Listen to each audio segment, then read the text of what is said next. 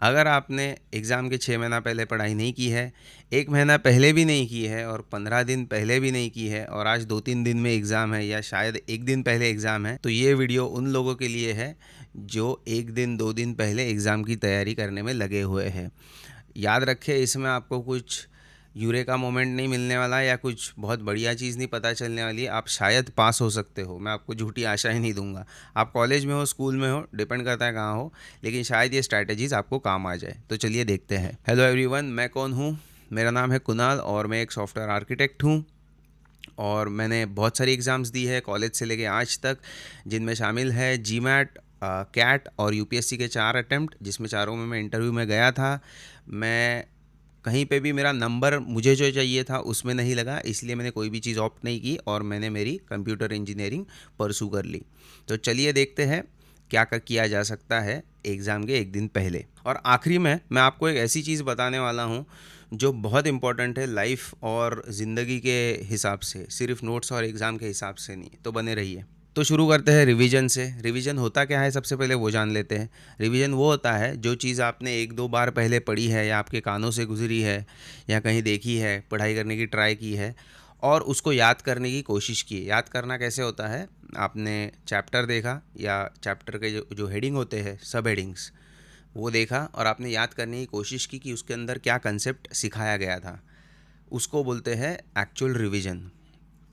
कुछ बच्चे क्या रिवीजन करते हैं, वो थोड़ा सा पढ़ लेते हैं, फिर उसके आगे का याद करने की कोशिश करते हैं, फिर वापस भूल जाते हैं तो वापस देखते हैं क्या है वहाँ पे, उसकी अगली लाइन वहाँ वो पढ़ लेते हैं। और फिर इस तरह से अगर आप किक स्टार्ट करते रहोगे रिवीजन को, मतलब रिवीजन करते हुए ऐसे किक स्टार्टर करते रहोगे खुद को, तो उससे क्या होता है, एग्ज़ाम में भी यही हाल होना है, लेकिन एग्ज़ाम में आपको देखने नहीं मिलने वाला है कि नेक्स्ट लाइन क्या थी। आपका आंसर अधूरा रह जाएगा। ये मेरे साथ भी हुआ है, मैंने भी किया हुआ है स्कूल डेज़ में, इसीलिए मैं आपको बता पा रहा हूँ।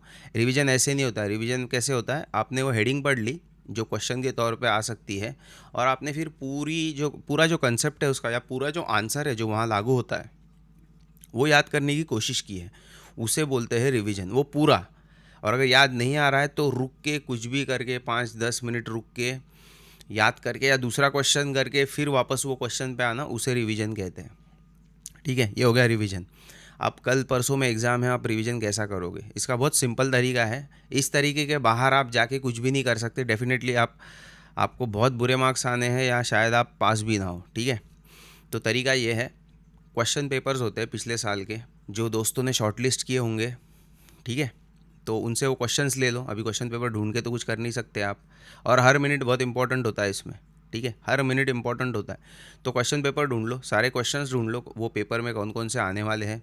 ठीक है, मान लो एक 50 क्वेश्चन आपको मिल गए, उसमें कुछ ओवरलैप भी होंगे, यानी कुछ सेम भी रहेंगे 2-4 सालों में इधर उधर। तो 50 क्वेश्चन में मान लो 35 ही आपको करने हैं। ठीक है, 35 क्वेश्चन के जो नोट्स हैं या आंसर्स हैं वो यहाँ वहाँ से जमा कर लो अपने दोस्तों से।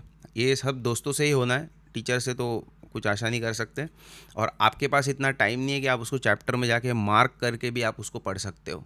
ठीक है, अभी पढ़ना कैसे है, मान लो 35 क्वेश्चन आपको मिल गए, वो 35 क्वेश्चन के आंसर भी मिल गए, अभी आंसर आप पढ़ रहे हो, तो आपको अंदर ही पता होता है कि ये मेरे को समझ में आ रहा है कि ये मेरे को रटना पड़ेगा।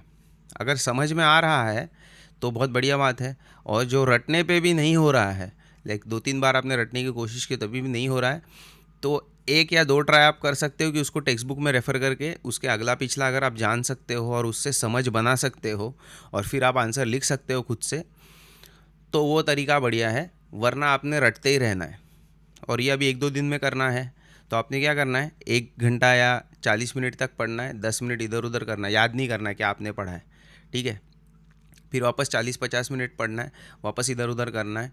और जब वापस आप पढ़ने जाते हो 40 मिनट के लिए, उसमें आपने क्या करना है, उसमें आपने जो पढ़ा है ऑलरेडी उसको सीरियली याद करने की कोशिश करो। सीरियली मतलब 10 चीज़ें आपने पढ़ी थी, तो 1 नंबर में क्या पढ़ा था, 2 नंबर पे क्या पढ़ा था, 3 नंबर पे क्या पढ़ा था, ऐसा सब आपने याद करना है। इसको बोलते हैं रिवीजन। पहले अटैम्प्ट में याद नहीं आएगा, लेकिन धीरे धीरे आपको याद आएगा। उससे डरना नहीं है। अंदर एक डर लगने लग जाता है, अरे मेरे को तो याद ही नहीं है, 2 घंटे तो चले भी गए मेरे। वो डरना नहीं है, वो याद आएगा आपको, वो डर के मारे और दब जाता है। इसीलिए शांत बैठ के याद करना है।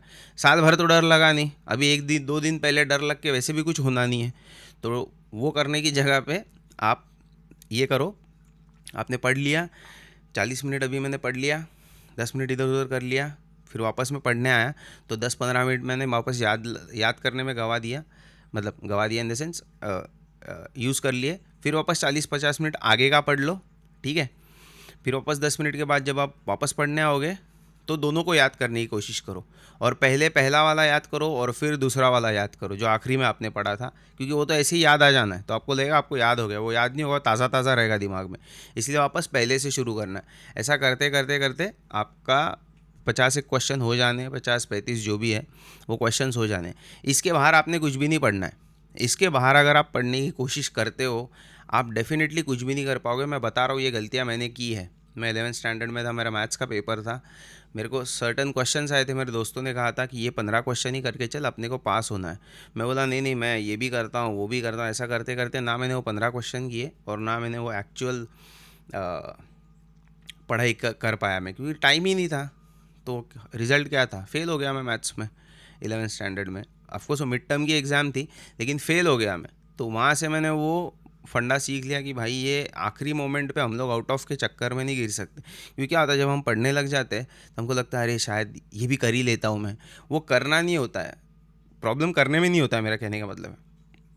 प्रॉब्लम ये होता है वो रिवाइज़ नहीं कर पाओगे आप, और अगर रिवाइज़ नहीं कर पाओगे तो बहुत सारी चीज़ें दिमाग क्रैम नहीं कर सकता है। इसीलिए मैंने बोला कि 40 मिनट पढ़ो, 10 मिनट का ब्रेक लो। 40 मिनट पढ़ो, 10 मिनट का ब्रेक लो। इसको एक्टिव लर्निंग स्पेस बोलते हैं, जिसमें आपका दिमाग है ना 40 मिनट तक ही एक्टिव रह सकता है, उसके अलावा वो एक्टिव नहीं रह सकता है। इसीलिए जब 2 घंटे का लेक्चर होता है ना कॉलेज में, या 1.5 घंटे का, उसमें आधा टाइम इंटरेक्शन में प्रोफेसर्स गवाते हैं। ज़्यादातर प्रोफेसर्स करते हैं, लेकिन बाकियों का मुझे पता नहीं। लेकिन इसीलिए करते हैं क्योंकि 40 मिनट ही इंसान याद रख सकता है, उसके बाद वो बोर होने लग जाता है। कोई भी हो, आप होशियार हो बेवकूफ़ हो, उससे कोई मतलब नहीं है।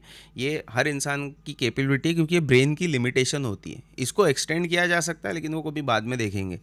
तो इसीलिए मैंने कहा कि 40 मिनट पढ़ो और उस तरह से करो। ऐसा अगर आप करोगे तो मान लो आज आप पढ़ रहे हो, कल सुबह आपकी एग्ज़ाम है, सुबह से लेकर दोपहर तक ये करो, और इसके बाद में धीरे धीरे करके नोट्स बनाना शुरू करो। नोट्स कैसे, दो दो तीन तीन वर्ड्स या दो तीन तीन लाइन लिख लो हर आंसर की, ताकि जब आप एग्ज़ाम हॉल के बाहर खड़े रहेंगे तब वहाँ पे आप रिवाइज़ कर सकते हो। अब मैं कभी बोलूँगा कि एग्ज़ाम हॉल के बाहर रिवाइज़ करके कोई मतलब नहीं, लेकिन वो फंडा जिन्होंने अलग तरह से पढ़ाई की है उनके लिए है। अब जो लोग 1-2 दिन पहले पढ़ के जा रहे हैं, उन्होंने हॉल के अंदर घुसने तक उसको रिवाइज़ करते रहना है। और रिवीजन का मतलब वही है, आपने वो स्टार्टिंग लाइन देखनी है और याद करने की कोशिश करनी है, स्टार्टिंग लाइन देखनी है और याद करने की कोशिश करनी है। क्योंकि मैं आपको एग्जांपल देता हूँ, यूपीएससी में बहुत पढ़ना पड़ता है। तो जो आर्ट्स एंड कल्चर का जो पेपर होता है, उसके अंदर मैंने क्या किया था, उसमें तो बहुत पढ़ना पड़ता है, तभी वो याद नहीं रहते, क्योंकि टर्म्स बहुत अलग होती है। तो हम टर्म्स लिख के लेके जाते थे सेक्शंस के अंदर, तो वो टर्म देखता था फिर उसको एक्सपांड करता था, टर्म देखता था उसको एक्सपांड करता था, और एक दिन पहले मैं वो मार्क करके जाता था कि कौन सी चीज़ें मुझे ज़्यादा टाइम लग रहा है याद करने में, तो मार्क करके जाता। तो एग्ज़ाम के पहले जो बाहर खड़े रहते हैं हम लोग, क्योंकि यूपीएससी में तो अंदर जाने ही नहीं देते, गेट के अंदर जाने नहीं देते, स्कूल में तो भी स्कूल में घूमने देते, क्लासरूम के अंदर नहीं जाने देते। तो वहाँ रह के मैं वही चीज़ें, मार्क डाउन की हुई चीज़ें पढ़ता था। ये आप कर सकते हो, और वो फास्ट हैंड राइटिंग में लिखना है, वो किसी को कुछ बताना नहीं है। तो इस तरह से आप एग्ज़ाम के एक दिन पहले ये रिवीजन टेक्निक और पढ़ाई की टेक्निक से आप एक्चुअली पढ़ सकते हो। अब मैंने जो आपको चीज़ें बताई है, इसमें मैंने रिवीजन कैसे करते हैं वो बता दिया, रिवीजन करना कैसे होता क्या है वो बता दिया है, रिवीजन करते कैसे है वो बता दिया है। उसके बाद में कोई भी नया चैप्टर नहीं करना है या नया कंसेप्ट नहीं करना है। मॉक टेस्ट जिसको बोलते हैं, यानी कि जो पिछले साल के क्वेश्चंस है उससे मैंने आपको पढ़ने को कहा है, और उतने क्वेश्चंस आपने प्रैक्टिस करके जाना है। ये बेस्ट तरीका होता है एग्ज़ाम पास करने का, 1-2 दिन पढ़ने के बाद। और प्लीज़ याद रखिए, ये सबसे इम्पोर्टेंट चीज़ है, इस चीज़ को आप आदत ना बनाएं।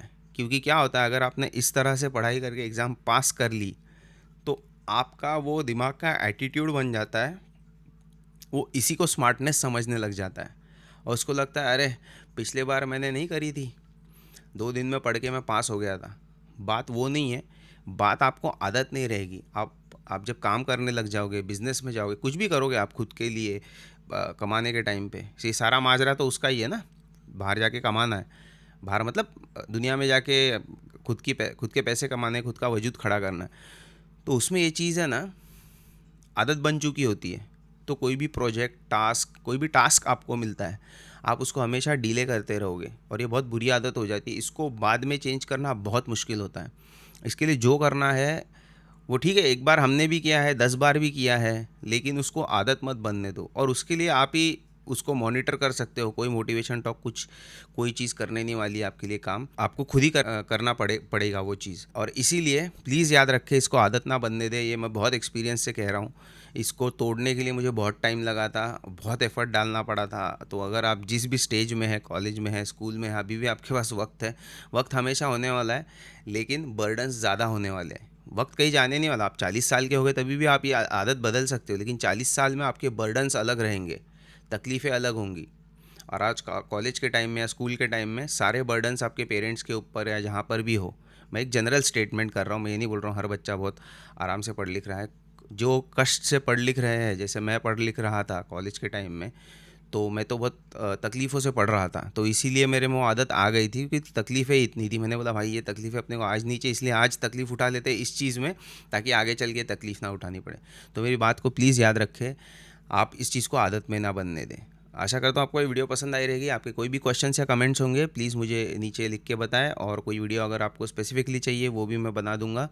सिर्फ कमेंट्स में लिख के बताएं। और अगर आपका कोई फीडबैक है मेरे लिए, वो भी आप मुझे बता सकते हैं। वीडियो देखने के लिए धन्यवाद।